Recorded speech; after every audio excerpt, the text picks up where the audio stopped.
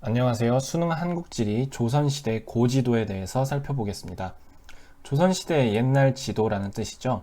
조선시대의 지도는 전기와 조선 후기로 나누어서 특징을 달리 살펴볼 수 있습니다.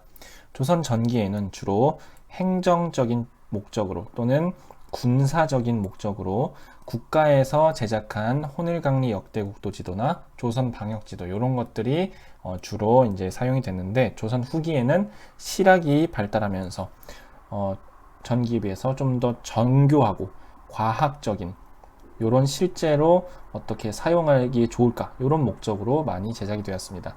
동국지도, 지구 전후도, 다음 시간에 볼 대동여지도가 여기에 해당합니다. 혼일강리 역대국도 지도는요, 세계지도였습니다.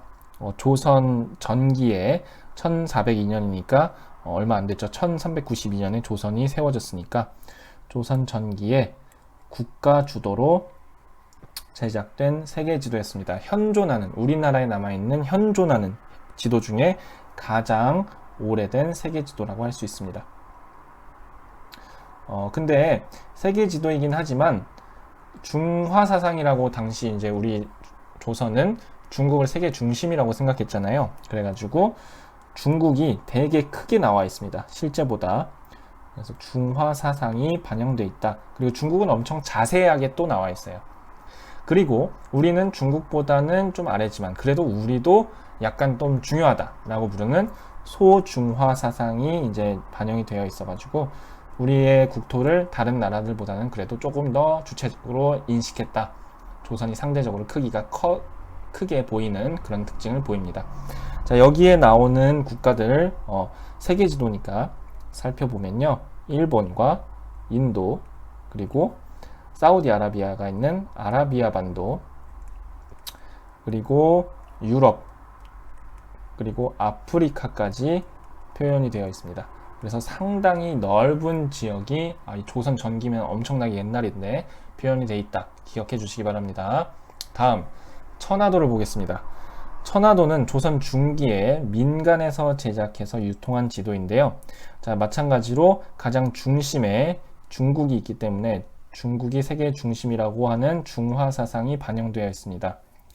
자, 여기의 특징은 이제 순서가 내대륙, 땅, 바다, 땅, 바다, 내대륙, 내해, 외대륙, 외해 이런 식으로 지도가 동글동글하게 생겨가지고 안에서부터 바깥쪽으로 바뀐다는 거고요.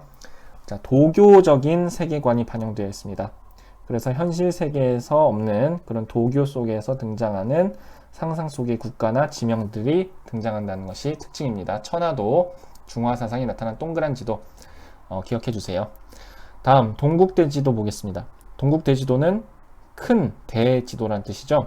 정상기의 동국지도의 영향을 받아서 만들어졌는데, 동국지도도 그렇지만 여기에 가장 큰 특징은 최초로 축척의 개념을 이용했다는 겁니다. 지금처럼 아주 정확한 축척은 못했겠죠. 하지만 백리를 1척이라는 단위로 바꿔서 축소해서 지도를 만들었는데요. 이런 것을 그래서 우리는 백리척이라고 그 당시에 축척을 이름을 붙였습니다. 자, 그래서 여기 보면 축척이 실제로 지도에 나와 있고요. 북부지방에 대해서 함경도나 이쪽 경계지방이 조선 전기에는 정보가 부족해서 좀 뭉뚱그려져 있었어요. 여기에 정확도가 개선되었습니다. 마지막 지구 전후도는요, 조선 후기에 제작되었죠. 지금 날짜를 보니까 1834년이죠. 연도가. 조선 후기에 제작된 세계지도인데요. 혼일강리 역대국도 지도와 비교해서 이제 전기와 후기의 특징을 기억해 주시고요.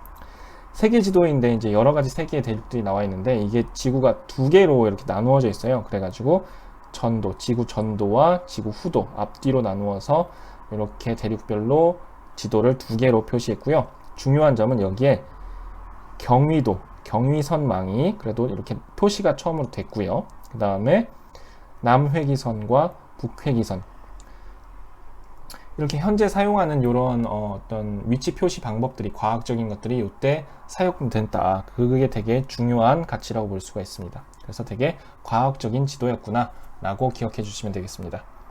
자, 오늘 조선시대 고지도에 대한 내용 여기까지 정리하겠습니다. 감사합니다.